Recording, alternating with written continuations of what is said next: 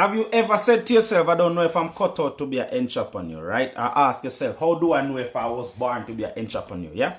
I'm going to give you 2 examples, and if you can answer yes to these 2 examples, then you are cut out to be an entrepreneur. 1, right?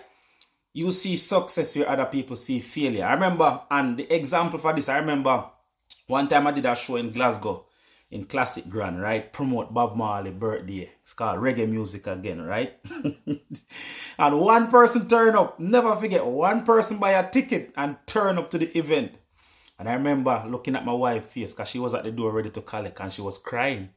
You know, she was so sorry for me because back then we didn't have as much social media, so I was literally just out fly posting, right? And it was difficult because social media wasn't popping off then. I think the most we had back then was maybe Facebook, right? And I was out just fly postering all over Glasgow and Govan. And one person turned up, and I remember, I never forget, she paid a $5 at the door. And when I look at my wife, she was crying. I'm like, why are you crying? She's like, I see how hard you work and no one. And I'm like, one person turn up. That was enough success for me, right? I remember I got this DJ named Silver Dollar, booked him from Birmingham, fly him up, put him up in a hotel, and just me, him, the bartenders, and my wife, and that one girl. She had like dreadlocks, never forget, she paid the $5 and come inside. And I look on the missus, she was crying. I'm like, why you crying? Somebody turn up, it was a success. All right? 2, if you put people ahead of yourself, especially in business, if you're running a business and you're thinking, all right, I got people to pay, you put yourself second, right? Then you are an entrepreneur. Because an entrepreneur, your wants, your needs has to come second. And my example for this, I remember I keep a next show.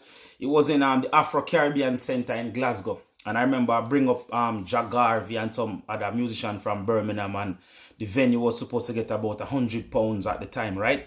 And people didn't want to pay enough money to come inside. And everybody come at the door, how much to come in? I think we were charging about a tenner. And they were like, no, we only got this. And everybody come, I'm taking something from them rather than turn them away. And my missus was getting like, because I've got one of them, she's always by my side, you know. She was getting like, why you doing that? You charge a tenner. And in my mind, I'm thinking, all right, if I take something, it's better than nothing.